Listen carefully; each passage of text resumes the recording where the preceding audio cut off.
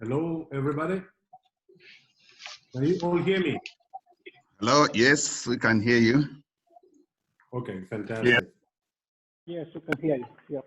Yes. Good afternoon, everybody. My name is Alejandro Evuna. I'm the Third Secretary at the Embassy of Equatorial Guinea in Cairo, Egypt. I'm going to be your moderator today. Today, we are going to be discussing about the successful partnership against the rising of unemployment, the relevance of public-private partnership in the fight against unemployment in Africa. And today, I have with me very distinguished panelists who are going to be joining us in these discussions. First, I would like to introduce Dr. Elsie Laurence Shonun, United Nations Development Program representative in Equatorial Guinea. You are welcome, ma'am. Thank you. Then we have Mrs. Alice Odrago, World Bank representative for Gabon and Equatorial Guinea. You are welcome. Thank you. Good afternoon, everyone. Good afternoon. We have Mr. Christian Hen, International Monetary Fund representative in Equatorial Guinea. You are welcome, sir. Christian, can you hear us? Yes, thank you, Alejandro. Nice to be here, although most of you probably can't see me because my camera is malfunctioning, but it's a pleasure to be with you. Thank you very much. Then we have Mr. Lencio Amada Nze, President of the African Energy Chamber, SEMAG region. You are welcome, sir. Thank you for having me. Then we have Mr. Kim Leng Tan, Consultant, Singapore Corporation Enterprise. You are welcome, sir. Good afternoon. Thank you very much for having me. And finally, we have Mr. Michael D. Ndafakende, Director of Human Resources and Organizational Development for the Malawi Revenue Authority. You are welcome, sir. Thank you very much. It's a pleasure. I must say that I'm representing the African Human Resource Confederation. Thank you. You are welcome, sir. Thank you for joining us today. As I've already mentioned, we are going to be discussing about the PPP in Africa. And as we know, governments are looking for PPPs to radically improve the infrastructure network in their countries and enhance service delivery to their people. Public-private partnerships have represented a unique opportunity for business development and the fight against unemployment. The extent to which these understandings are beneficial to African societies will be addressed in this. So as we all know, the PPP is very important in the development of Africa. And in this webinar, we have 3 blocks of questions which we are going to be discussing today. So the first block talk about successful trade relationship partnership against the rising of unemployment in Africa. And the first question, I would like to ask this first question to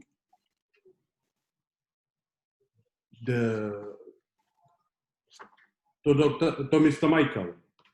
An environment that favors successful trade relationship and partnership undoubtedly helps the fight against unemployment. What measures do you think are necessary to create successful relationship? Mr. Michael.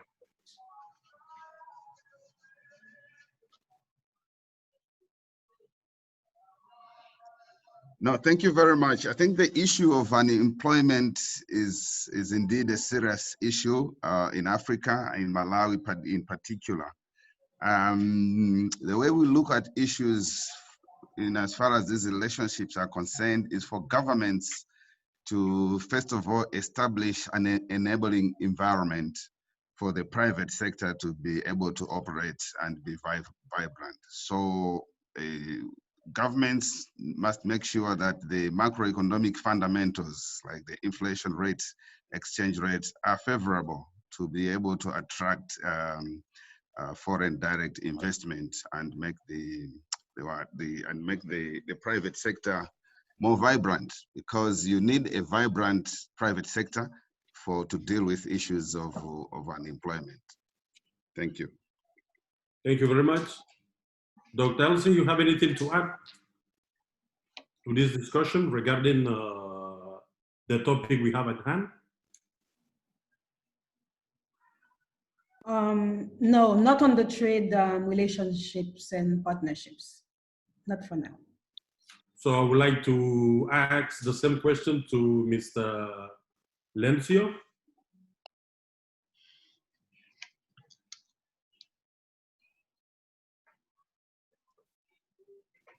Your microphone, please. Can you hear me now? Yes, please. Yes, thank you, Alejandro. I think the employment issue in Africa is a very important topic to be discussing in this webinar. And I do believe that Africa is facing many challenges, as we know. And it's not because we don't have the regulations in place, but instead we have to really be serious about implementing what we have agreed upon as nations. And yes, we have to understand that Africa is competing with other economic poles, but we have to make sure that we create the environment that would attract foreign and local investment.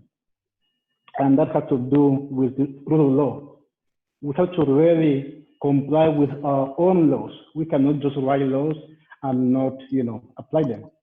So business will always go where they feel safe, where the investment, feel being safe, being taken care of. And to create employment and jobs, you need to create businesses.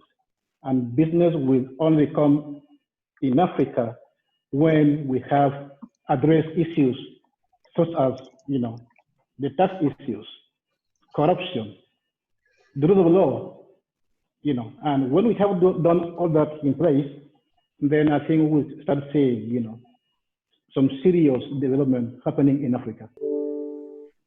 Thank you very much. Mrs. Alice, since you are World Bank executive, what do you think are the necessary measures to create a successful relationship? Thank you very much, Alejandro, for the question. I think my colleagues have actually talked about the fundamentals, right? One of the fundamentals is obviously a conducive business environment, the legal framework, the regulatory framework, the operational framework. All these are important. What I would add from my vintage point of view, which I'm sure we're going to address later on, since we're talking about jobs and employment, are business skills. The person who just spoke before me was mentioning how there is competition, right? So for us to have not only a business environment that is conducive, but also a workforce that has some skills is also very, very, very important. So that's one thing I would like to add to the conversation that we were just having. The one thing I would also want to add is, apart from corruption and everything that we talked about, is also some sense of a win-win sort of a win-win conversation, right?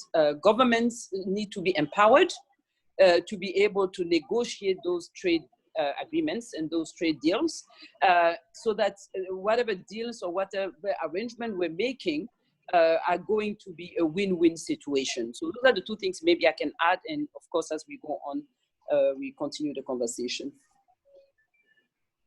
Mr. Christian? Yes, many thanks, Alejandro. Yeah, I also very much agree with what the colleagues have said. No, definitely, it's important to have this enabling environment. No, macroeconomic stability is a necessary condition. I would add to this that you also need financial stability. No. And in this sense, you know, in many countries in Africa, no, there's more work to be done. No, many countries, you know, many banking systems, you know, could be stronger. No, and fortifying the banking system, no, will allow it to provide more access to financing also to firms. No, including to smaller firms, no, which is necessary to generate growth. No, on the other hand, also the smaller firm, there's a lot of, you know, kind of bottom-up grassroots work to do, that the firms develop more solid bookkeeping and so forth, so that would, you know, allow the banks to assess, you know, their viability and then provide financing. No, I completely agree with Leoncio that it's important to have a rules-based environment, no, reliable commitments and their consistent enforcement by the government. And for, you know, my country where I work in Equatorial Guinea, we are quite heartened that the government is taking various steps in this direction, including to increase transparency. Right now, they are debating in Parliament a very comprehensive anti-corruption law, which we have, you know, assisted them in drafting. So that's very good. I also agree with Alice that workforce skills are very important, no? And to have, you know, an enabling environment in terms of, you know, communication infrastructure and hard infrastructure, no? We see that, you know, in many African countries, you know, this is still a bit uneven, right? There's many countries that are lacking hard infrastructure, and then there's countries like Equatorial Guinea that are way ahead in hard infrastructure, but need to do more work in terms of skill building and also, you know, fostering competition, especially for the smaller countries in the region. You know, this is a challenge because once you have, you know, one or two bigger firms in certain markets, they quickly, you know, gain quite a strong competitive position. And especially if this is underpinned by governments giving them favors, it's hard for new entrants to be successful, no? So that's more or less at the level of governments, if you permit me. You know, at the level of firms, I guess, you know, firms need to have the possibility to bring in people with new ideas, you know, including from other countries, you know, to help train and inspire the local human capital. And also, you know, what can help, especially if you have like a fabric of many, you know, small and medium-sized firms, to create effective organs that can help these firms cooperate and, for example, participate together in events to establish connections with business partners, including outside the country, right? And here government can help also with the establishment of export and investment promotion agencies and their effective operation. Thank you. Thank you very much. Thank you very much, Mr. Christian. Mr. Kim, being from Singapore, and Singapore being one of the greatest examples in modern development history, how can Africa benefit from Singapore history? Okay. I will look at this issue at two levels. At the macro level, right, you need to have very good investment promotion and incentive policies to attract business, right? The business will come to you when you have very good tax regime, very transparent, efficient government. And of course, just now it was mentioned the skills and educations are very important, the readiness of the workforce. So these are, and also one more item is the technology, the use of technology to improve the efficiency of the business. The digital domain are also very important, especially, you know, the COVID-19 experience has given us this understanding that, you know, our investment in technological infrastructure has helped us to weather through some of these crises. But at the operational level, the Singapore experience has been very focused on creating what we call the tripartism, which is a collaboration between the government, the union, the employers, to harmonize and to, get the companies and the workers coming together to address many, many issues, such as fair employment and, workplace, practices. So in those areas, we have very specific guidelines, more than 15 guidelines, as to how to operationalize the relationship between the employers, the union, and the government. And this has worked for us for the last 40 over years. So that's our experience. Thank you. Thank you very much. Focusing on Africa, in your opinion, what will be the key to attract more investment? I would like to start with Mr. Ahmad on this question. Mr. Leosio, me? Yes, please. Okay, thank you, Alejandro. I think this morning I wrote an article where I was trying to make a comparison between Singapore and Africa. I would not say a comparison, but I would say what Africa can learn from Singapore. Because when you look at Singapore, Singapore was at the same stage as Africa in the 60s. Ghana and Singapore in 1960, they had the same GDP per capita, which was back then $40 per capita. Today, per capita GDP in Singapore is somewhere around $30,000 per person. What Singapore has been able to achieve in 5 decades, I think Africa can do the same. But for Africa to do that, we need to be serious about what we are doing and what we're trying to go as people and as a civilization. Africa, we have, as I said before, we have good laws, okay, on paper. We have good policies on paper, but we are not eager to implement those policies when it comes to really transforming and investing in Africa. Africa needs to really invest in education, because there's no way Africa can compete with Europe or Asia or the USA when you bring people that they have very basic knowledge and you send them outside to negotiate with people that have been in the game for 20 or 40 years, doing some serious conversations and negotiations. It doesn't work. It doesn't work. So, number one, we need to invest in education, and we need to allow that people that understand the business and the economics, actually they should lead the conversation.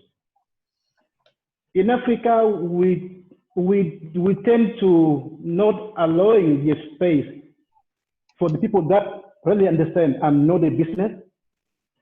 I don't know why. I don't want to be discussing here politics, but we know what is happening across Africa. And that issue is happening everywhere in Africa. People that understand and people that can create business, policies and implement them are not in charge. And we're facing, some big issues. So in Africa, we need to create the business environment that will attract and will allow people to flourish and to create businesses. Government, sorry, okay. Thank you very much, Mr. Amada. I will come back to you on this topic, but I would like to go to Dr. Ellis. Dr. Ellis, apart from the political and economic actions, what do you think the government or African government needs to do to attract more investment? I think it's extremely important for governments to look internally. I know that we mentioned there are a lot of good laws, but I do think that oftentimes the laws are not flexible enough. to attract foreign investment. The taxes are not flexible enough. Security in the countries. You cannot attract foreign investment, for example, if you don't have a secure environment. If people are going to come and they know that they're going to be killed or there is issue of terrorism or whatever, you cannot have foreign investment. But in addition, I think there is a need to look at the capacity of the private sector itself. The private sector companies, not only to build their capacity, but only to understand the environment in which they evolve. Do they have the right one? What are the needs? So there needs to be a capacity assessment of the private sector environment initially. In Equatorial Guinea, where I am right now, there is we know very few about the private sector. So then to attract investment, we have to start internally first, I believe, building our own forces, building the capacity of managing our own investment, and then attracting more investment, not only internally, but only externally. I do believe Africa has a lot of resources, probably the continent with the most untapped resources that can attract foreign investment at a very small payment, I would say, but more revenues, more income to increase labor, to increase employment. Thank you very much. Mrs. Odrago, what do you think Africa needs to do to attract more investment as a World Bank expert? What do you think our government needs to do? I think much has been said, and we probably talked about all the ingredients that the African countries need to have.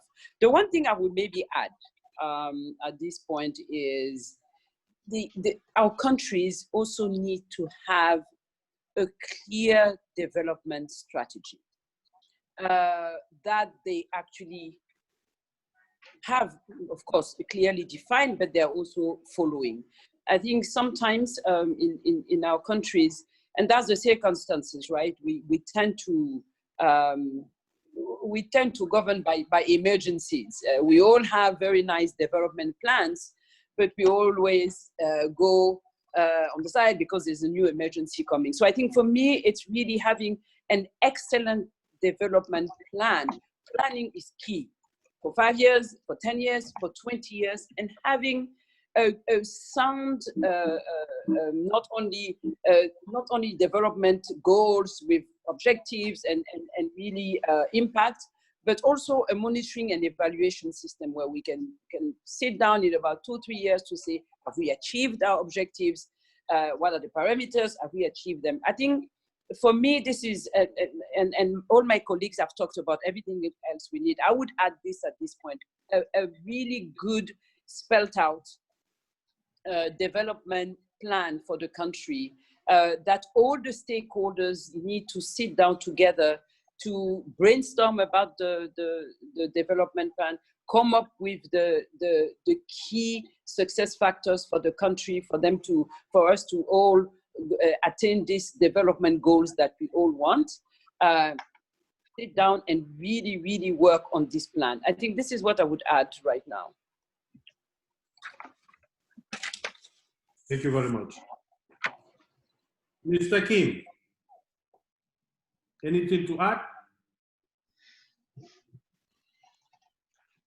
Yes, based on Singapore's experience, the development of a country will have to go through a number of stages. I think if you look at the trajectory of the development, you got to start off with some kind of economic positioning in the early years, like what Singapore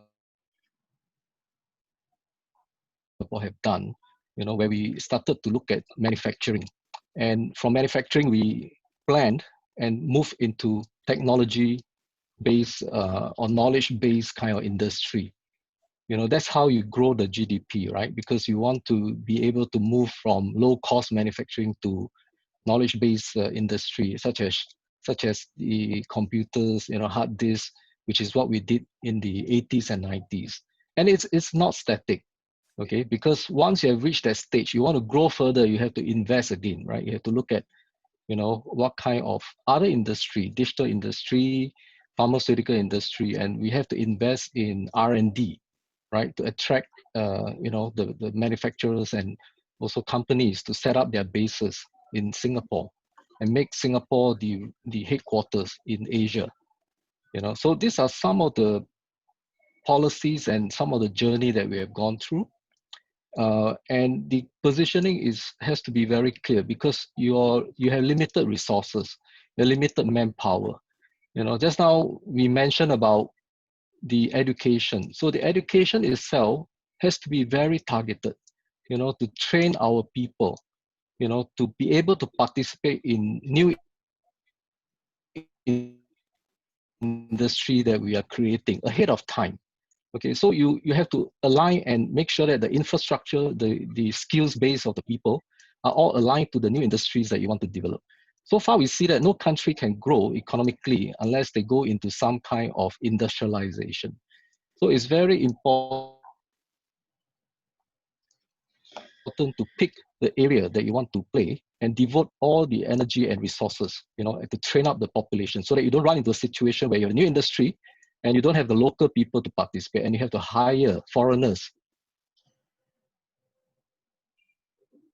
you know, which will create another set of issues that you have to deal with, you know. So this is a very important consideration from an economic strategy angle, and also the resource base that you can support, you know, what kind of economic model you want to develop as a country. Thank you. Thank you very much. Mr. Christian, a lot have been said about attracting more investment in Africa, but in my opinion, how do we achieve that if we don't have an indigenous technological base? How do we achieve that if we don't professionalize careers in IT? Your opinion on this, please, Mr. Christian. Yeah, thank you, Alejandro. Yeah, I think, you know, it's a difficult question, no? Where do you start, right? And I agree with the others, no? That basically you need to build the basis first, no? And the very basis, you know, on which you can then develop, you know, other technologies, or in which you can, you know, also, you know, become more proficient in IT. You know, the first thing is you need, you know, macroeconomic stability, right? That's actually, you know, something that the CEMAC area is relatively strong in. We have low inflation, we have a strong exchange rate anchor, no? And the other thing you need is you need a rules-based business environment, no? Like Mr. Leoncio said, right? I've talked in other countries that I've worked on with investors, and they basically said, look, if we don't have a strong rules-based environment, we'll eliminate the country, you know, from the get-go. No, so really, you know, that's kind of the basis that you need, but it's not enough. No, I think what you need is you need strong business-friendly strategies, you know, that can really put you on the map, and you need to enact those through, you know, various years. No, and all of the entire government needs to pull on one string. No, that basically, you know, investors see, oh, look, this country is really, you know, committed to this broadly across government, no? And then, you know, there'll be some confidence, and with the improvement in the business environment, now you'll put yourself on the map. And it's difficult for countries, especially if you're a smaller country, right? But there's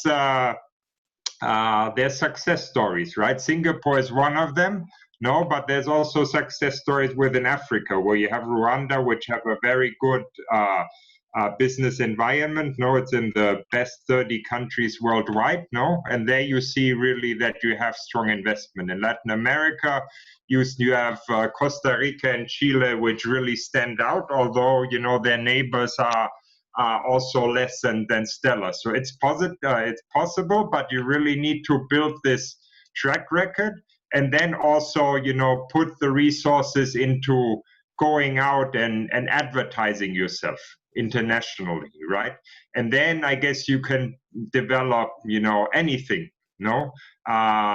Now, it's very hard to decide, what would be, the sector that would be successful. And we're not sure if government is always, the best placed for this, no? So there needs to also be some active interaction between the government and the private sector, to see what the bottlenecks are, and how, things can develop. Thank you very much, Mr. Christian. Before we move to the next block, I would like to hear from one or two panelists. How could we create an innovative investment market that will bring together the main actors, project sponsors, pension fund, sovereign wealth fund, private capital companies, entrepreneurs, etc., in this effort to create successful trade relationships and partnerships? Mrs. Odrago, please. I think that there are a couple of issues. The first issue is basically legislation. And my dear friend and colleague Christian could add to that right after me. Right, he was talking even about the financial system. I think if we have in place financial laws that are enabling this kind of financial instrument, I think that would be very useful. We do still have a long way in Africa to go to encourage investment funds to come. There's been quite a huge increase lately, but I think we still need to go further down. And so that's the first block, right? In terms of just having the enabling financial environment with the central bank, with the region, the CEMAC, and everyone else. The second block, I would say, is the market, right? Is the market ready for this type of instrument? Sometimes we think it is, it may not be. In the region where we are, and I cover both Equatorial Guinea and Gabon. Really, the SME layer is quite thin, right? So even if you encourage, for example, investment funds and all these financial instruments to come and be developed in country, the market itself represents such a risk that it's difficult for investors to come. So then you're left with the big companies, and then the cycle starts again, because everybody will say, well, they are not, lending to SMEs and stuff like. So there's a number of ingredients that we need to put in place, strengthen obviously the financial market, one, with legislation and regulations. Second is see how we actually can as well strengthen the SMEs to be able to take advantage of these financial instruments, so that they can be not only they can be used, but also they can the financial market can generate some profit out of it. The third thing I would say is also basically the internet, right? How do we make sure that we develop tools via internet? One of the things that is quite interesting, and my colleague from Singapore was talking about it, and also the IMF, what we realize in our part of the world is that basically in terms of infrastructure, we are actually not really bad. I mean, the fiber cable is in place. Everybody's more or less have access to internet. In terms of infrastructure, we're good. What we are not seeing is the use of those instruments and the impact it will have on the economy. So again, even if you are innovative today, and the pandemic has been a really great effect on that. If I want to pay, can I pay via internet? Can I I telepay, or so? All these instruments also need to be developed, right? To make sure that access to finance is there. So there's a wide area of things we need to do. I think the sky is the limit, but for me, that's also a huge opportunity. It's a huge business opportunity for example, SMEs, by the way, to enter that market. And I'm sure my colleague can add to this. Thank you very much. I would like to hear from Mr. Amada before I go to Dr. Elsie. Mr. Amada, being a businessman yourself, what is your take on this?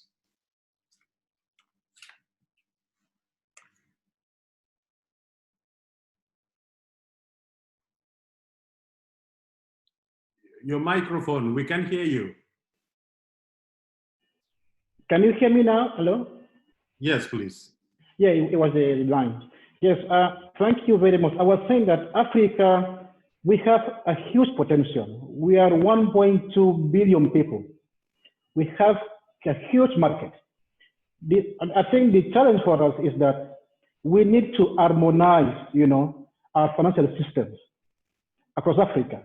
And I think it's where the new agreement, the AFTA, that the African Free Trade Agreement that we just signed, it will be very helpful, for Africa, where a company from EG could go to Burundi or to Nigeria without paying those, taxes, that really are blocking African companies to develop. And I think, even within CEMAC, we have CEMAC, but even here, you have some difficulties to move goods from EG to Gabon. But we're in CEMAC. I think we need to dismantle all those, blockades that are really making African companies to struggle, in how we can develop and attract that foreign investment. The second part is that we need to reduce the size of government in Africa. In Africa, government are the big employer, and foreign companies, they do not like to do businesses with government. That is a fact, and that must change. So we must reduce the size of government here and allow, the foreign initiatives and private initiatives to take the wheel and drive the business aspect. Yes, it's good for government to be there. They can create regulation, but we have to really allow private individuals to create the alliances, and I would say agreement with foreign companies that want to invest in Africa. Big companies, they don't like to do businesses with governments, but of course, they have to really do so in Africa because they are forced to do so, not because they like it. So we have to really allow companies to grow, and reduce the size of our government.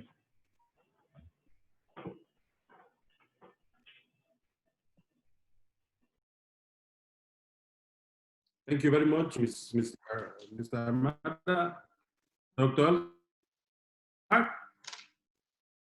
Yes, just very briefly. I'm completely in agreement with what Alice had said regarding the SMEs, because they are the main actors really of development of the economy in our countries. But we should not forget either the young people, the youth, because if we're going to look at innovation, and probably youth is our future, if you're going to look at innovative investment market, we have to start building the capacity of the young people to be able to innovate. They have young entrepreneurs which can come up, which don't have access to funding, for example, but we can support them, the local incubators in Africa. These people, our young people, are extremely talented. And I believe that efforts must be made to support them. We mentioned market risks, for example, of the SMEs. Right now, we have another sector on market, another financial sector, which is the MFIs, the microfinancing institutions, that also can play a role in supporting the small enterprises, and that can also support the local incubators, the young people, to be able to invest in innovative financing mechanisms. But our MFIs are very, very weak, particularly in Equatorial Guinea, where they have more than 800 in the CEMAC region, but here in Equatorial Guinea, there are 4. So I think it's important to also build capacities of these financial institutions, build capacities of the SMEs to be able to access loans, and be able to build capacity of the young people, helping them to put in place projects, support them with loans, support them, accompany them, to be able to access these loans and invest in their future.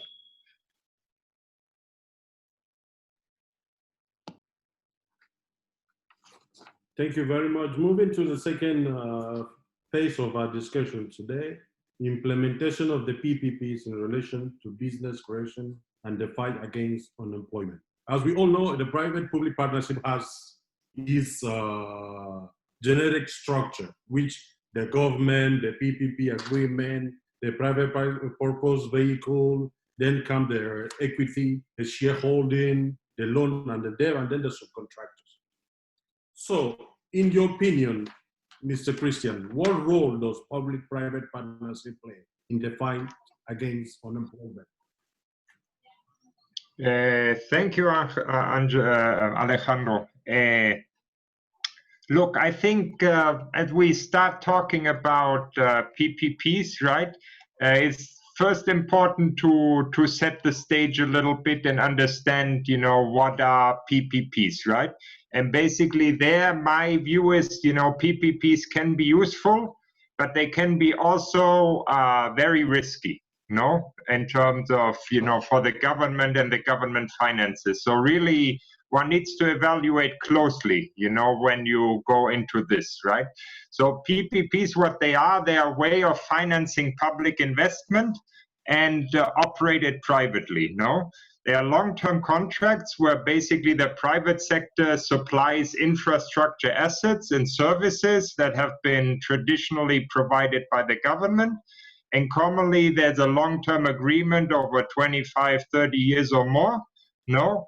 And the private sector executes, finances, and maintains this public investment, no? And then the government will need to pay, you know, yearly some fees for this, no? And the government and the private sector would jointly, you know, design and contract, you know, the construction companies and, you know, work on the operation, right? And in some cases, you know, there's a risk transfer to the private sector, no? So what's really, you know, what one needs to think about, no, is that what is better, right? Is it better for the public sector to just finance this investment themselves, no? Or is it better to do it through the private sector, no? And basically, it would be, you know, worthwhile to do it as a PPP and involving the private sector if the efficiency gains through the involvement of the private partner are very large, no? Because these efficiency gains need to be higher than the financing cost of the private partner, because the private partner will typically have a higher financing cost than the government, right? It needs to be sufficiently high that it can also accommodate the profit margin of the private partner, no? And, you know, the cost of the fiscal risks arising from these PPPs, no? So there could be a cost if, for example, this PPP is not properly budgeted, no? And it, you know, can imply risks in terms of transparency in the public finances, no? If you undertake the investment yourself at the government, basically you take out a loan most of the time, and it adds to your debt, and it's very clear, you know, what the cost of this investment is. With PPPs, it can be more hidden, no? Because you're committing basically to a flow of payments over the next 25 or 30 years, and that can really constrain, if you're the government, how much money you have available to do other things, no? So it reduces your budget flexibility, no?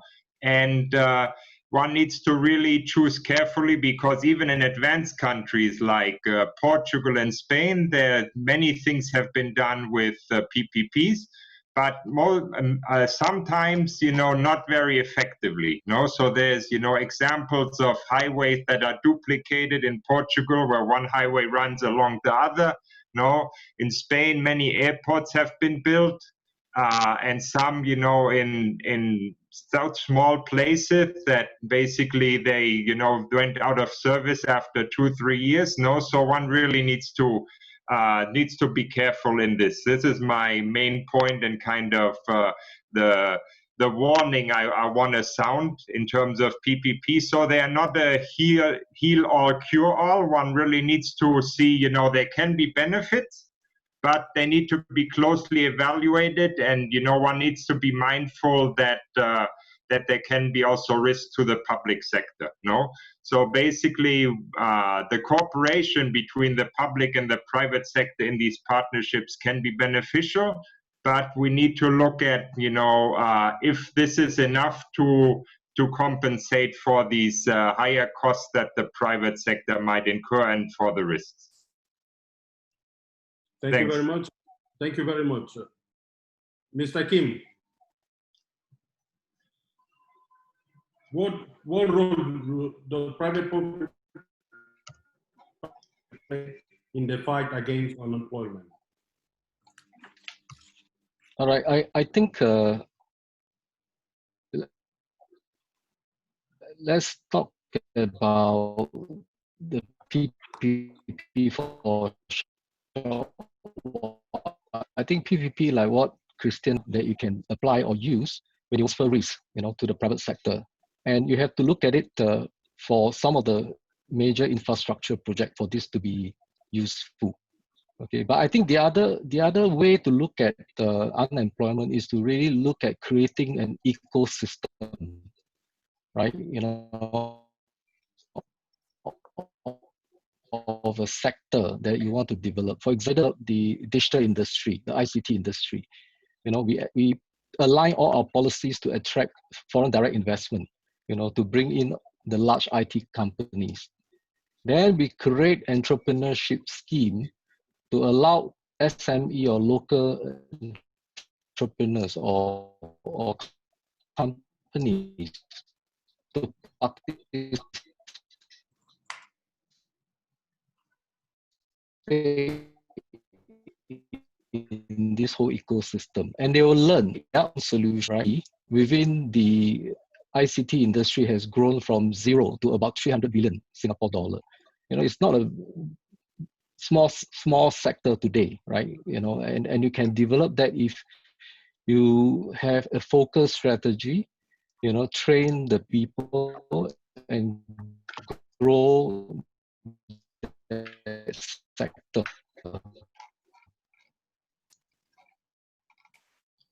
And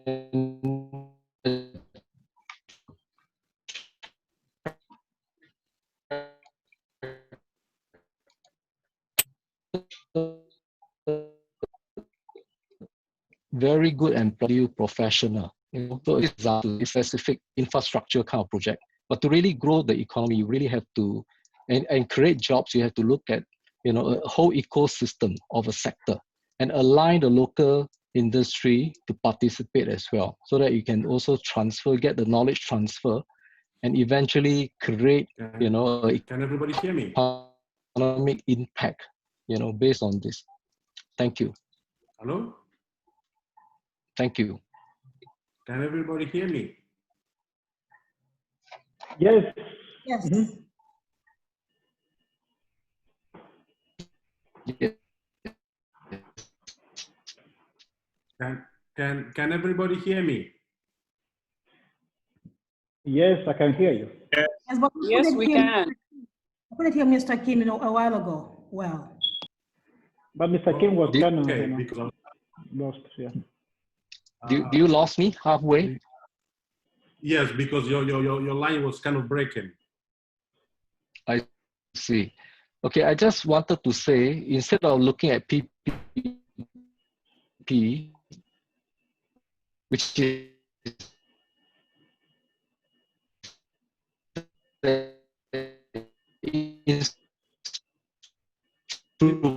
Mr. Kim, we come back to you. We come back to you, Mr. Kim. We are still having difficulties hearing you so far. We come back to you. Large infrastructure project. Okay, no problem.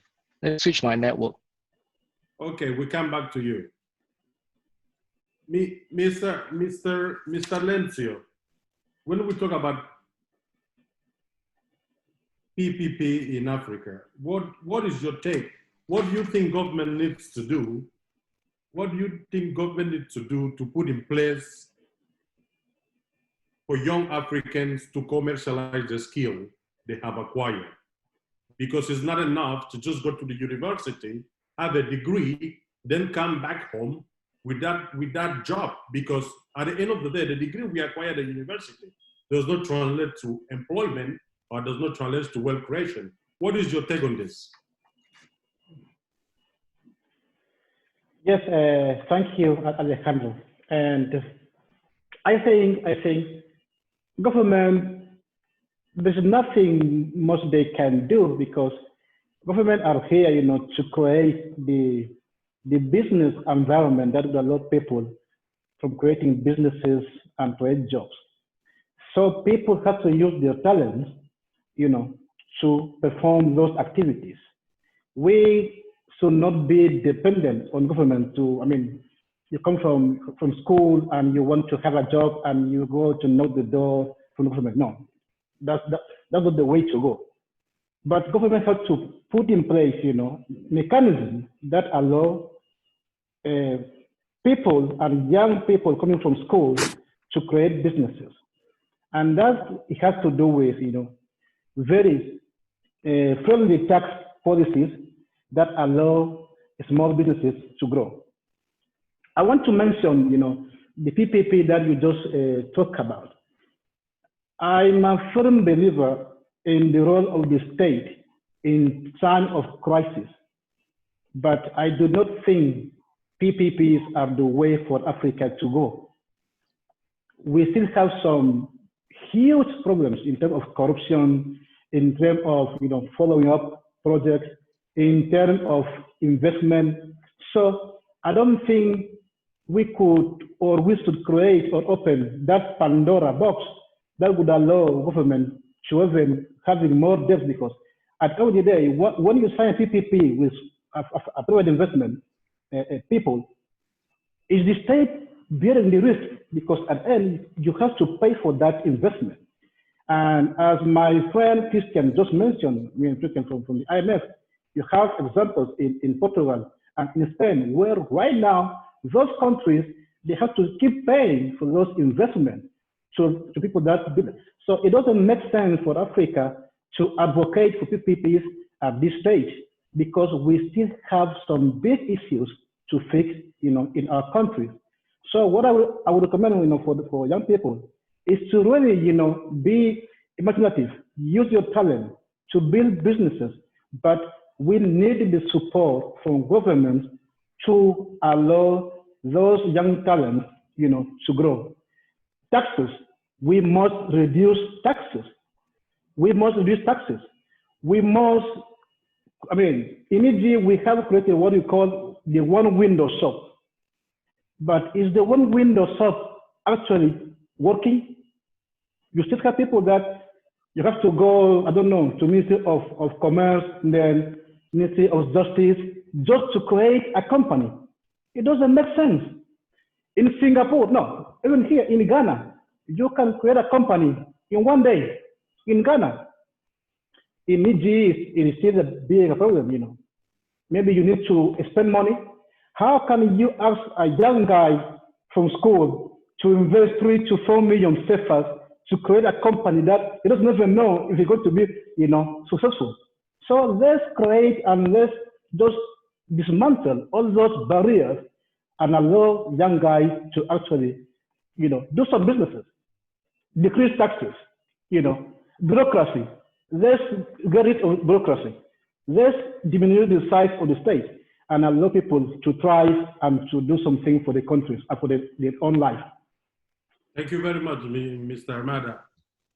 Mrs. Alice, being from the World Bank yourself, do you think the PPP is the way forward? Look, I think in Africa, I think we have to look at every ways, right? Because we have such a long way to go. So any way that can help improve our economic situation, I think could help. And point well made by actually both Leslie earlier on, and the IMF. The one thing I want to add is I think we need to look beyond sort of the structural PPPs. Right now, PPPs are really into for infrastructure. We want to build a road. We want to build an electricity power generation. Those big infrastructure deals are actually PPP deals. I think for and those sort of generate employment, and after that, the employment may or may not be there, but it can create later on a little bit of a private sector around the area. So that's well taken. But I think we need to look at other type of PPPs. We need to diversify the PPPs, in my view, whether they call PPPs or not. But I think, for example, there are areas where I think African can benefit. Some of the areas for me would be, for example, the tourism industry. We know that, for example, and that we can even do it South-South knowledge, right? For example, South Africa is very well developed in terms of tourism. Can we get some hotel chains come and invest in other countries in Africa? And those create a lot of jobs, new skills and a lot of jobs. Agriculture. Can we think about some? It's a PPP, but it could be a different form of PPP, right? It's still FDI. You know, can we encourage this type of investment in the agricultural sector? In Africa, there is land everywhere, and most of our, apart from certain countries, most of our countries are still sort of virgin when it comes to agricultural. So some sort of a good PPP or good private sector involvement in agriculture could be good with all the downstream, right? Because you have agriculture, but also have the chicken industry, the cow industry, all these animal production and all these activities that come attached to it. Another sector actually that could be interesting as well is education, for example, having key, for example, technical or formal education, maybe technical better, key groups in the education sector coming to invest in our country. So for me, the key would be perhaps to open up and to diversify what we call the PPP or the FDI. That's what I think. And the other sector, by the way, is also the health sector, which again, with the pandemic today, we've seen that things like even and that's a throwback to Elsie because for example, hospital equipment maintenance. How many of our SMEs in Africa can do it? Are they doing it? So it's skills, but it's a business. So I think there's a number of things that we can do. I think we as African need to rethink PPP, not only in the case of the PPPs and FDI, and I'm a little bit, like I say, I use both terms loosely, but I think we need to also have a vision on where do you think we need assistance on this thing, financial or organizational, or so for me, that would be the key. Thank you very much. Dr. Elsie, anything to add to this conversation? Yes, I think I couldn't say it better than Alice, than my sister Alice. We need to. I agree. PPP has its risks. There's a lot of risks we all know about. But she mentioned rethinking PPPs. We need to rethink PPPs. We need to analyze the risks, and we need to make sure that we use it for the sectors that we need, where we know that it can lead to job creation. We know in Africa, as Alice mentioned before, that there are huge opportunity for agriculture, for example. I mean, PPPs in agriculture, it can accommodate a large number of people in terms of employment in Africa. You see, young people can be organized, they can be trained, they can be empowered to grow crops, so we don't have to import from other regions. In Equatorial Guinea, we import tomatoes and onions, all these things from Cameroon. Why can't we organize the young people around PPP to help them? It also boosts the level of income of individual and local government as well as business activities. Irrigation farming is something that's very uncommon in a lot of African countries. PPP can be used in irrigation farming. It will create employment as well. So I think the idea is to get out of what the PPP used to be, that huge infrastructure, risk businesses, and look at really sectors where it could create huge employment. This analysis should be done, small scale industries, for example, but an analysis of the other sectors. So it should be done. But also, I believe that it's a shared responsibility between both governments, both the public sector and the private sector. The policymakers need to satisfy themselves that the demand for the services are there and that it could be sustained, okay, justifying the needs for jobs. But also the private party should be able to accept responsibility for service delivery. So I think the availability of finance, job conditions, all this will be able to justify whether PPP should be used or not. But in my humble opinion, I do believe that there are opportunities for PPPs in Africa, depending on the type of sector where it is utilized. Thank you. Thank you very much. Thank you very much. The general consensus seems to suggest that the PDP is not that bad for development in Africa. Mr. Kim, coming back to you, since we couldn't hear you very well, do you think African public-private partnership can reach the objective towards full employment? Well, my straightforward response is that PPP alone cannot address the unemployment situation. I think we need to look at developing focused economic sectors using an ecosystem approach in two prongs. The first is to really attract direct foreign investment. And then secondly, encourage local SME to be created to support those industry, right? Then you can align the development to a very focused area. Like for example, in Singapore, when we decided to develop the ICT industry, right? We had to go out there to attract the big companies like, the IBM, the HP, the Apples, to come to Singapore to set up. So that is only one prong. But at the same time, we encourage local companies to be set up, to become supplier, or service provider to all these companies, so they can learn. They can learn from this experience, and you can grow with them. After 20 years, we have our own local companies able to create our own computers, our own software, and we can export. So that is one particular experience that we have that I can share. The other one is we need to look at the government efficiency of starting business and creating business. If we can make it very easy to start business. In fact, in Singapore, in 2 hours, you can start a business. You encourage more and more people to participate, to innovate, and this is something that we have been working with various foreign governments, to equip them with these capabilities, So this is not a single dimension challenge, right? You need to move a few levers at the same time, but be very focused in the sector that you want.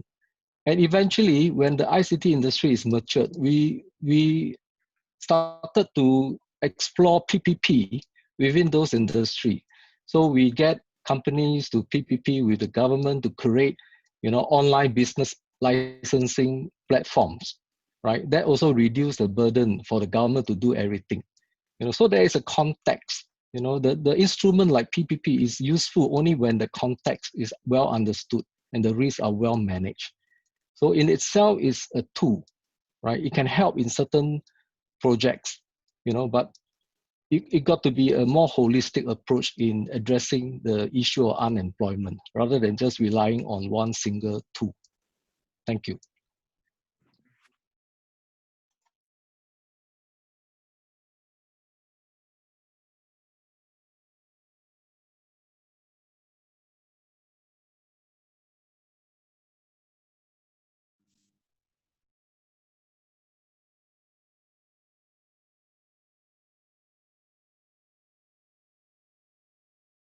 Can everybody hear me?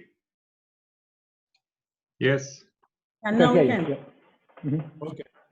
Thank you very much.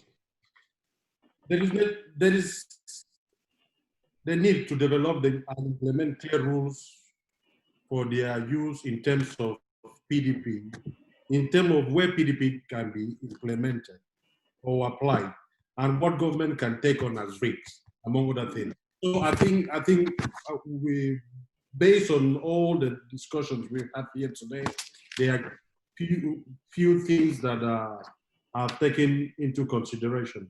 And then since we have a lot of questions in this blog and almost your contribution towards these discussions have almost answered all of them, I would like to give the floor to anybody who has something to add before we move to the last blog of today.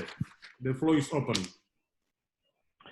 Yes, Alejandro, I would like to add something on the same line Dr. King just said. You know, I think from my humble opinion, when it comes to PPP, for me, the answer is clearly no. PPPs are not the way for Africa to go at this stage.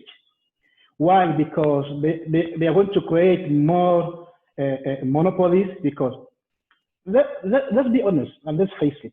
I think those webinars are good, to discuss openly on what are issues that are affecting Africa. And I think by having a global audience, it will help, for us to actually change things and the way we do things and the way we do operate. PPPs are not the way. We know the way, we know how Africa, we do our businesses when it comes to government. How do you allocate those contracts to those companies? Do you have in place the mechanism that will prevent corruption and the duplicity of costs from happening? The answer is clear, we don't. Today in Africa, we do not have, the instruments to control those risks. That's why I'm saying, Africa, we have to really encourage people and promote, the creation of businesses. People should walk away from depending too much on government and become self-efficient and self-sustainable.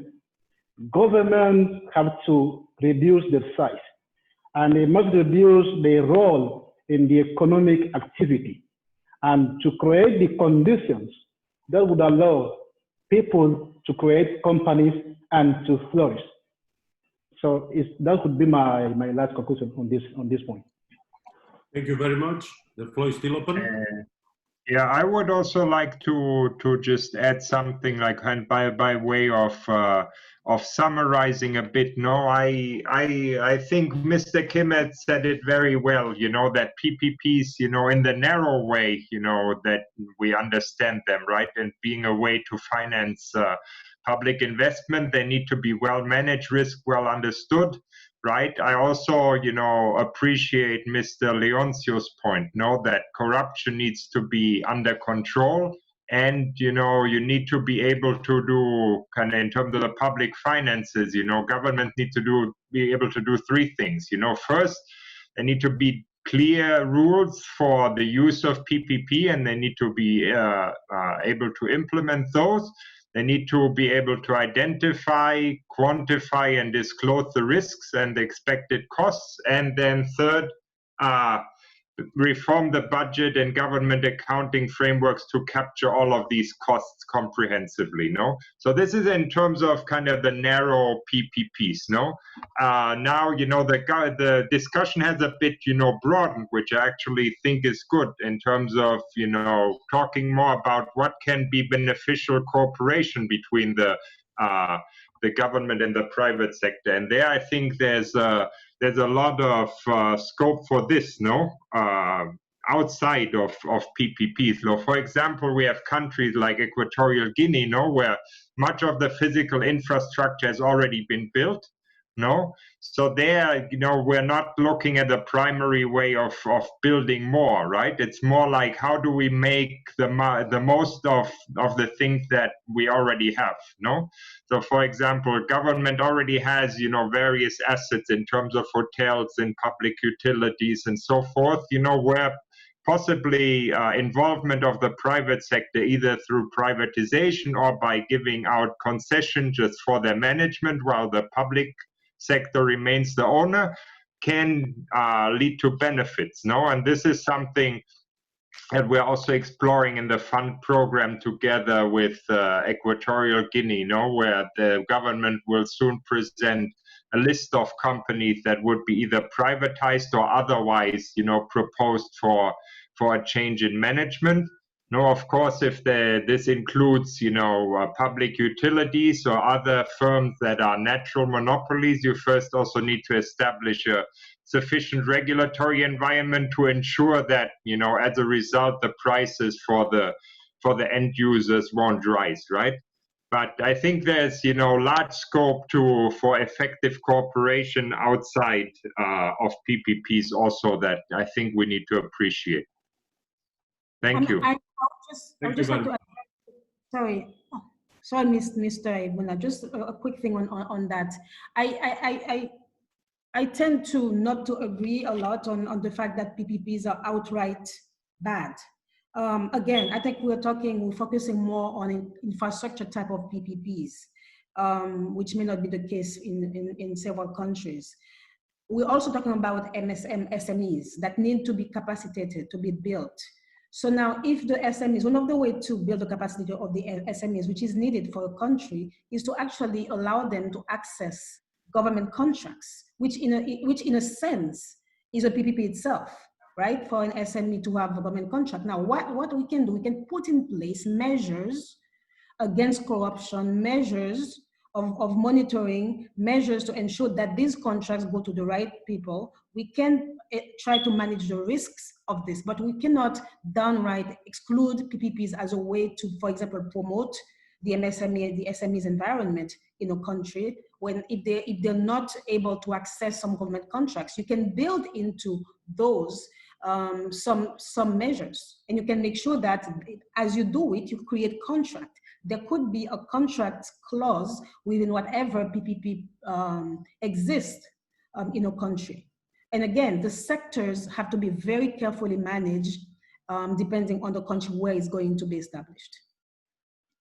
Thank you. Thank you very much. Thank you, dear panelists. I will still maintain the floor open before moving to the next session. If no more contribution, I would like to move forward. Thank you very much. So the last block, which is block 3, we are going to be discussing other measures to fight unemployment. So I will start with Mrs. Alice. Can we consider training as a measure to fight unemployment? Training is key, and I did mention it. I did mention it before. I think on many levels, if we get our education system right, I think this is a huge step in improving the quality of skills, in giving a chance to the youth, in particular, to access a job. I think, but again, 2 areas. I think for a long time in Africa, we are focused on formal education. And in focusing on formal education, we end up with a huge majority of our youth that are in universities doing degrees that do not reflect the jobs on the private sector, on the market, I should say. Today, we know that if you think about public sector does not employ anymore. And so the jobs are all going to private sector, either private sector or entrepreneurship. So I think it is very important that, one, we actually look at our education system and look at our economy and do a match, or look at the matching between the skills that we're going to provide to our youth, and the market and what the market wants. So this is the first homework we all need to do. And then after that, offer to this youth training, education that is valuable to them. I think this is very, very important. It's one of the area where the World Bank is actually working quite a bit, because we realize that if we're going to, for example, a lot of students are coming up with a literature degree. If you get up with a literature degree, there's not much, jobs offers you can fulfill. So it is important that we focus a little bit more, in our opinion, into technical education. One of the hurdles we have with that is that the youth, at least in our part of the world, look at the technical education not in a very good way. For them, it's basically when you have failed in the formal system that you go into the technical system. And it's actually the contrary. I was talking about earlier about, for example, if you need somebody who will go into repair of equipment in hospitals, for example, you need a technical skill. You don't need somebody who is going to have a degree in literature. If you have two people, one education, one technical skills, the person who has a technical skill will get a job right away. So I think for us to also educate parents and students that technical education is the key for us in Africa. That's one thing. And the other, and appropriate technical education, right? Because that's also very important. Sometimes we made choices that are not always very adequate. So let me add that: adequate technical education and higher technical education as well. We shouldn't have the 2-year degree, but a higher degree. The last part is also entrepreneurship. Why? Because we see that the retention rate from for example, from 15 years old or 18 years old when they finish high school is very low. Not a lot of people go to university. Not a lot of people can afford university. Therefore, it is important that maybe we start thinking about ways of introducing entrepreneurship classes in the primary, secondary education, so that at least when someone cannot go on into higher education, the person still have the skills to also start a business or start a little business, yes, per se, and then ask government to accompany those youth or those young people with a little bit of a financial assistance for them to start their business. But again, that comes back to the conversation we've been having about making sure that all these type of instruments are done with good governance and I given to the right people, and that people are accountable for it. So for me, that's what I would add at this stage. Thank you very much. Thank you very much, Mrs. Alice. Mr. Kim, based on your experience, what can you add to this conversation? All right. If you look at this from two aspects or two dimensions, the first is pre-employment training. Okay, Singapore rely a lot on many technical institutions to align the education to the industry that we want to develop. Okay, so very early in the economic positioning, we ask all the technical institutions to align the curriculum to what's going to be created in the job market, so that there is a clear alignment of education to the job itself. And this is not a trivial effort, because this has to be done ahead of time, so that when the industry is up, right, you have your people to participate in that. So that is pre-employment education. So working, the institution, the training institution, the university working with the industry is very important to understand what's coming. That's one dimension. We call that the pre-employment training. Then you go into continuous, education and training, which is once you get into the market.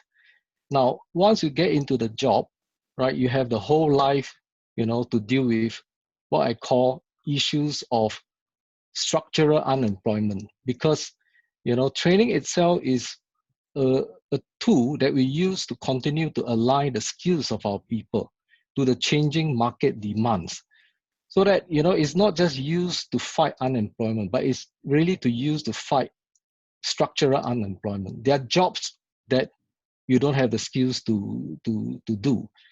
So we need to create a very highly agile workforce, to continuously move people to new industry, to new sectors, so that they can continue to be employed. So really, training is a tool. If you use very well, it can help you to deal with structural unemployment. Okay, it's a different dimension that we are looking at. It's not just unemployment, but structural unemployment. You still have to go about creating new jobs. As a country, we need to always look at, in the horizon, what are the new sector, what are the new industry, because the world is not static. How to keep the country relevant to the world is a continuous effort. And therefore the CET, the continuous education and training, become a major focus, for Singapore over the last 20 years, right? To make sure that our employed people are trained and retrained, in anticipation of changes in the job market, so that we have a nimble workforce that continuously, to be reskilled, to be relevant to the new sectors and industry that we are developing. So that it requires a lot of coordination. Yeah, but this is how I think Singapore workforce has been rated very highly, by many employers. Not because, there's a lot of education, but because there's a lot of alignment of those training and education to what is needed in the marketplace. So when they join the workforce, they can be effective day one, not to be trained for another year to become effective. Yeah, that's all I have to share. Thank you. Thank you very much, Mr. Kim. Thank you. Dr. Elsie, anything to add? Sure, yeah. Very briefly, what I think that I would go, well, it's a no-brainer that training is a measure to fight unemployment, but I would go a bit beyond. I would say capacity building that includes training, right?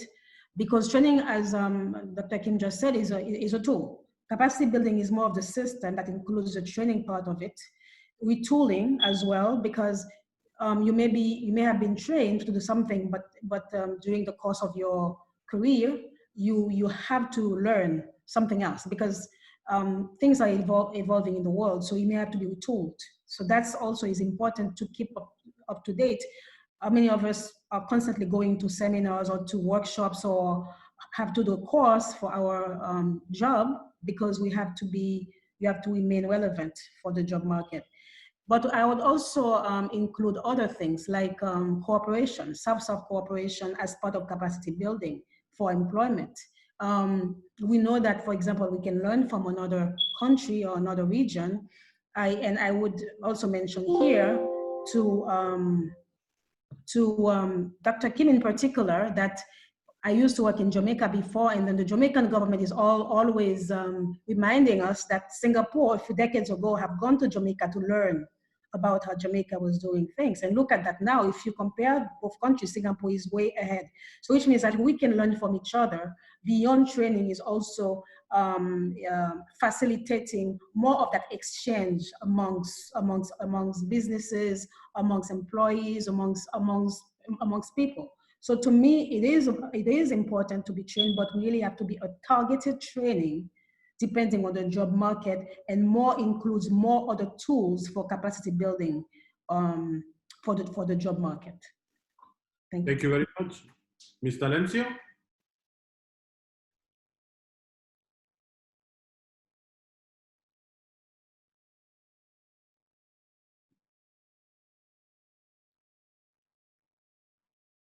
Your microphone, please.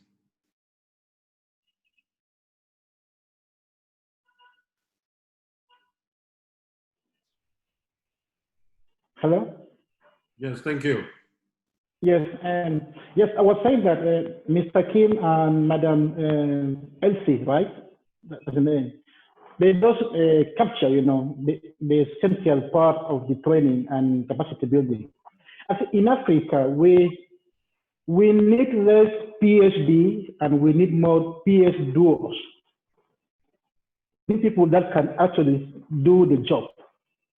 Okay, and as Madam Wedrago said, not everyone has access, to higher education. Therefore, we need to promote the job mobility. There is something that we do in the oil and gas industry.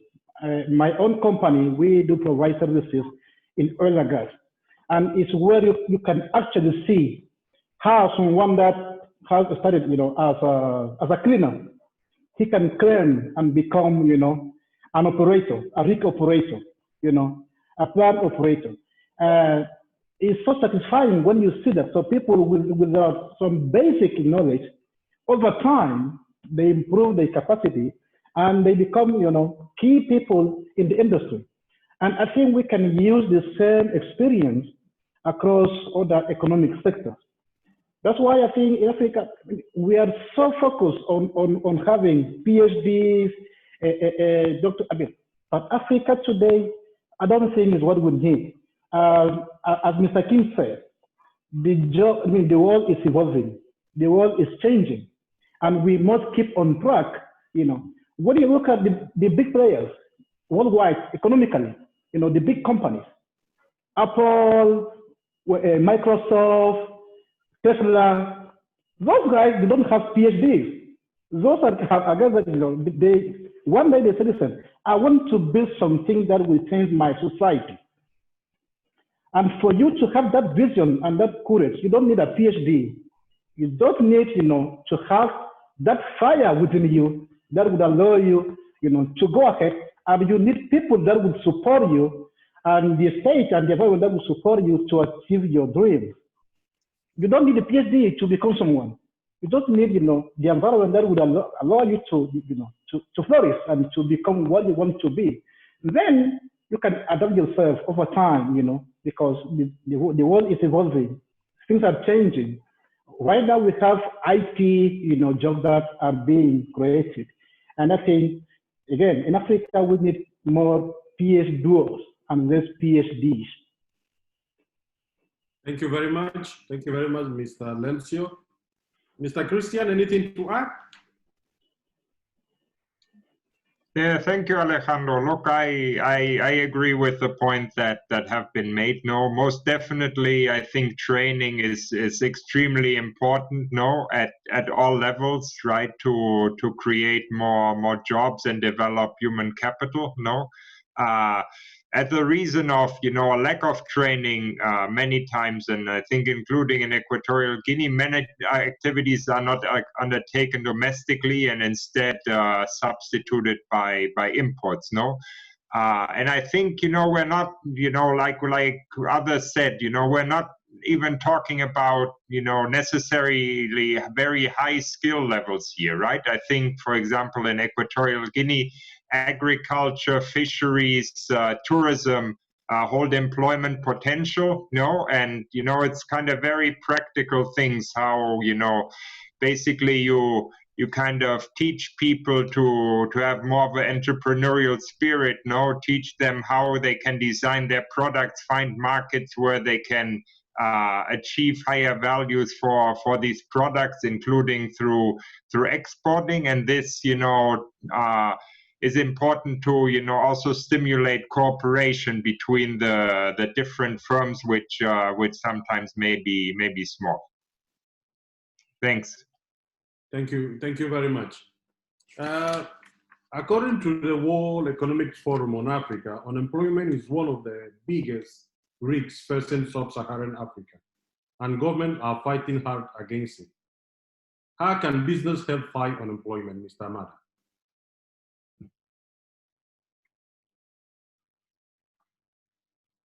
Sorry. Businesses are the solution. Businesses are the solution, to fight unemployment. You need to create, the economic growth that would allow people, to come out from poverty. And to do so, you need to create companies. And for you to create companies, you need, the workplace that would allow that from happening. And when you look at what has been happening in Africa over the last 20, 30 years, we have been so dependent on foreign aid. It has to stop. It has to stop. The foreign aid is not helping us at all. What that has created is more dependency, on foreign institutions that number one, they don't really understand the African societies. That's number one. And number two, foreign aid is not coming for free. It has a political component with it. So the donors, they have some vested interest on what they want to see happening in the country that is receiving the help. So the way to really fight unemployment is to create the business environment that will create a lot of people that they should become self-sufficient and independent from the government. I mean, I'm a big believer in small government, free entrepreneurship, and people should be the one driving their lives. And to do so, people need to be able to create businesses and to create jobs. That's how you grow economy. Government do not grow economy. People and individuals grow economies, and people create jobs. Foreign institutions that bring help or aid, foreign aid to Africa, do not create jobs, do not grow economies. Only people in Africa will create jobs and grow our economies and to lift millions from poverty. That is endemic in Africa.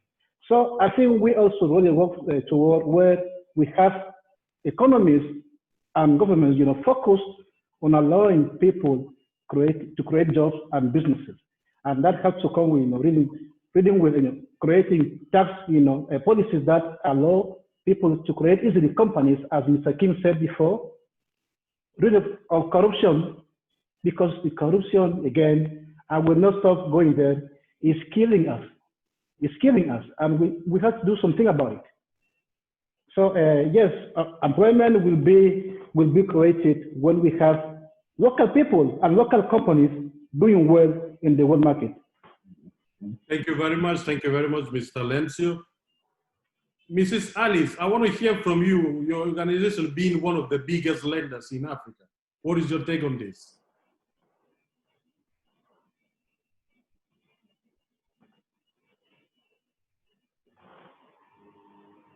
Your microphone, please.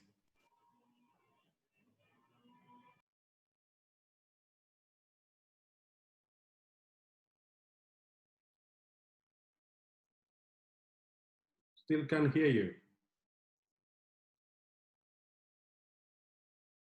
Your microphone is still off. We can't hear you. Oh, can you hear me now? Yes, please. Yes, I think everyone has basically talked about what is it, and I like what the person who spoke just before me said. I mean, the businesses are the one to fight against unemployment. Unfortunately, I think the only thing I want to bring it at this stage is with the COVID situation now, it's going to be very difficult, because on the other end now, businesses are actually letting go of workers and of jobs. And there's going to be a huge amount of people who are going to be on the market right now, unfortunately. So unemployment is actually going to go up. So I think we all need to think about how do we cope? What are the measures that we can put in place right now to help with this vague of unemployment coming up? And again, yes, businesses, the more private sector strives, the more businesses are created, the more unemployment is not going to be an issue. The minute there's a crisis, the minute something happens, that's where we see unemployment. So I think for me, it's like looking at measures that can assist in buffering these effects. So again, thinking about formal employment and informal employment and entrepreneurship, for example, can we, and I earlier talked about, can we put in place schemes that will allow people to start a small business and at least provide themselves and their family a little bit of livelihood, provide skills? Can we help the SMEs or the companies put in place rescue plans for their workers, so at least, you know, they don't have to lay off so many workers? Can the government help? So there's a number of things that we can put in place to assist with labor, and I think there's some discussion about labor laws later on. So I think all these need to be to come on the table right now, to be able and talking a little bit about, even apart from skills and everything, talking about also labor laws, because if the labor laws are too, the labor laws should also match the market, because if the labor laws are too, I would say, too tight and confined, the private sector is not encouraged to also employ. But at the same time, how do we make sure that the employee is also protected? So again, finding that right balance is again something quite important. So that's what I can say at this stage. Okay, thank you very much. Dr. Elsie, I want to ask you a different question. You know, based on this COVID-19 we are facing in the world right now, and these have demonstrated how fragile our economies are. I want to ask you, what is Africa not put into research in traditional medicine? Say it again, the last part of the question. Why Africa has not put into research in traditional medicine? I'm not sure I'm the right person to respond to that. I'm not in the field of health at all. So, but if I were to say something, I would say that we need to, in looking at the skills, for example, that were mentioned, we're talking about fighting unemployment, building skills. Me being an advocate for young people, I would say that Africa should be able to invest a bit more on its young people, on research from the start, from earlier on, and not wait until there is a big pandemic to sort of get into this. I believe that just like we were talking about, how can businesses support the fight to unemployment, that what Africa needs to do a bit better is to look at the future and plan for the future. In terms of whether it's health related or research R&D related. I don't think Africa is investing enough in R&D, research and development, particularly you know, at a educational stage during the secondary education, for example. I think we should be able to look at that more and even respond a bit more to the context. For COVID, for example, we can see now what kind of job markets that are needed, what kind of challenges that do we have to even have people to respond to that. Learn from this, learn lessons from this, and the African businesses should try to redesign their lines to look a bit more towards the future. Redesign their lines to say, okay, this is where we're going. We should be more IT ready. We should be more R&D oriented to be able to respond quickly to the emergency, to the emergence. Aligned with the value. We should be able to align more with what's happening in the world, understanding and align more. So what Africa has not been doing, I would say, well, I cannot say Africa as a whole, because some countries have done it, is really to be a bit more forward thinking in planning for the business interventions. It's no longer business as usual, selling this, doing this. We should be looking, it's being more innovative, using more IT, more technologies, preparing our young people to take over, getting them to be able to respond to the context, design our businesses for the future. I think this is basically what I would say for Africa to be able to get better next time, for some countries in Africa to be able to respond to this. Thank you very much. Thank you very much. Mr. Christian? Yes, hi, thank you, Alejandro. So, look, I'm afraid um, Elsie, you know, I'm also not in the medical field, so I can't comment on the question that you had immediately previously. But maybe one aspect to add is to comment on unemployment just in the light of the crisis that we're experiencing now with COVID-19, no, which definitely, you know, has led to much more unemployment and, you know, intense suffering, especially by the more vulnerable parts of the population. No, so there, I think, you know, one good measure is if firms can maintain the qualified staff on payroll as much as possible throughout the crisis. No, of course, this imposes a financial burden, but it maintains the fabric, right, of employee relationships to then be able to restart the economy. No, and we're starting to see that some countries are already restarting, although, you know, the health situation in some cases is still quite fragile. No, also, you know, further investments in IT connectivity, are important, so that staff can also work through alternate channels, working from home, or at least if they have to come into the office, you know, to separate the spaces so that, you know, you can maintain productivity, you know, although, you know, the virus is present, no? And then finally, also, you know, markets are changing due to the virus, right? Different products are more in demand, like online deliveries of things, meanwhile, you know, tourism has taken a hit, so firms need to be agile and adapt their products to these new circumstances, and government can help firms to stay operative, but, you know, there's also a difficult trade-off there, because, you know, one needs to also respect the fiscal resource envelope, so that public debt remains sustainable and macroeconomic stability is retained.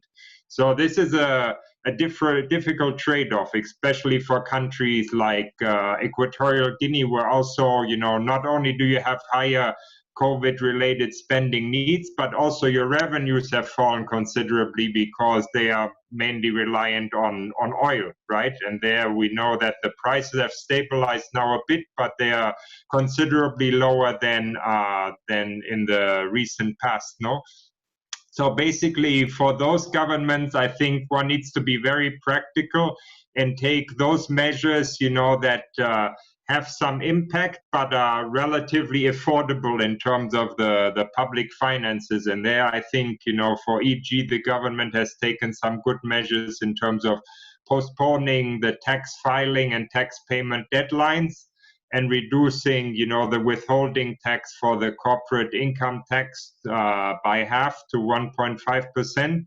And also, you know, there's been a reduction in electricity tariffs, with a focus on small firms and on vulnerable consumers, right? So those are very practical measures that can have some impact, but really, you know, you need to carefully balance, so that you retain the fiscal and macroeconomic stability. Thanks. Thank you very much, Mr. Kim. How can business help fight unemployment? We'll hear from you, and then we come to the conclusion of our session today. Thank you very much. Thank you. I think the definition of employment is also changing, and therefore unemployment as well. You know, we see many people are moving into what we call the gig economy, right? Engaging, being self-employed, you know, working from home, doing design, website for, you know, their clients. So this is a movement, and this movement will grow because of the nature of the digital economy that is evolving. So we need to give support to people who want to be engaged in the gig economy, because this is going to be something, you know, on a growth trajectory. Now, the second part is the businesses themselves needs to digitally transform to participate in global marketplace. right? In order for business to grow in the future, they need to become digital, right? And we project that within the next 10 years, many companies, if they don't transform digitally, they cannot survive. And if they can, the world's market is their playground and they can grow. And this is the best way to insulate against unemployment. That is to continuously transform and be relevant to the world economy. And becoming digital is something that, is unstoppable. And with the COVID-19, many businesses will find that being digital is a very good advantage to deal with this issue, right? And to conclude, I would say that businesses have to really look at the future and understand how the structure of the economy is going to change. And the government has a part to play to support the business in this transformation. So you work together, to move to the future. This is the best way to insulate against unemployment. Thank you. Thank you. Thank you very much, Mr. Kim. I want to thank each and every one of you. Mr. Lenzio Jose Amada, thanks for joining us today. Mrs. Alice Odrago, thanks for joining us. Mr. Kim, thank you. Dr. Elsie, thank you very much. And Mr. Christian, thanks for joining us today. Based on our discussions, I will want to take one thing from that I will keep for myself regarding our conversation today. Few countries in Africa are yet to have a science and tech policies formulated towards long-term goals and objectives for overall social and economic development. So your recommendations today and your inputs towards our conversations today be put in a written form and are going to be submitted to the government of Equatorial Guinea to be taken into consideration. I want you that everything said here today, we took very good notes, and we thank you very much for taking your time and your busy agendas to participate here today. Thank you very much. I will end my participation here. I'll give the floor to Angel Custodio to play the track he prepared for us today. Thank you very much. Thank you. Thank you. Thank you. Thank you.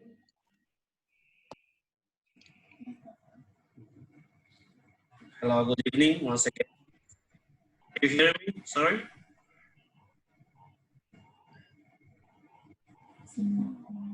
Okay. Thank you very much. As I said before, my name is Angel Custodio.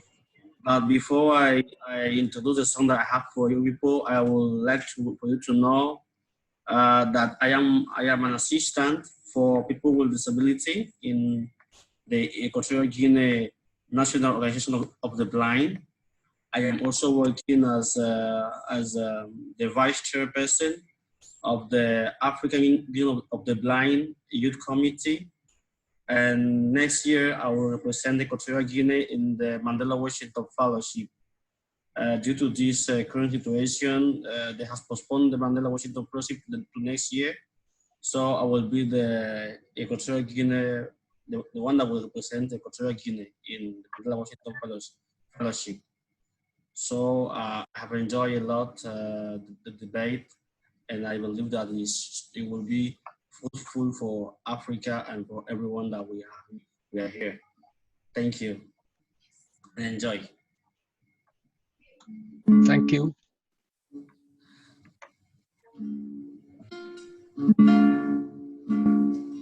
I believe in love. I believe in solidarity. I believe in one Africa. I believe in you. I believe in love. I believe in solidarity. I believe in one Africa. Africa, together. Together we are strong. Together we can do more. Together we are one. Oh, Africa. Together we are strong. Together we can do more. Together we are one. Together we are strong. Together we can do more. Together we are one. Then I say, together we are strong. Together we can do more. Together we are one. I believe that I am because you are. I believe that together we are one. I believe that I am because you are. I believe in Africa. Africa, together we are one.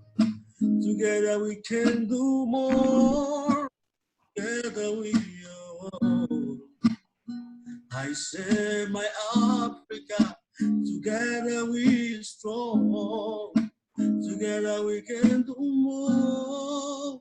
Together we are one. Oh, oh. Together we are one. Together we can do more. Strong. So let's be together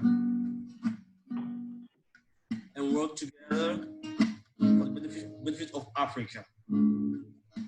Together we are one. Together we can do more. Together we are one. Oh, oh. Thank you. Thank you very much. Thank you very much. Very good. Very good. Well done. Thank you.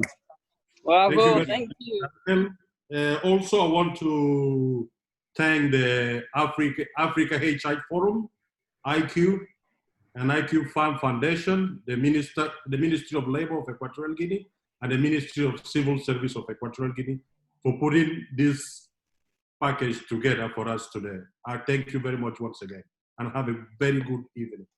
Thank you. Thank you. Good evening. Bye-bye. Thank you, my Thank friend you. Thank you, Alejandro. everyone. It's a pleasure. Bye. Bye. Thank you, everybody. Bye-bye. Bye. Bye, Alice.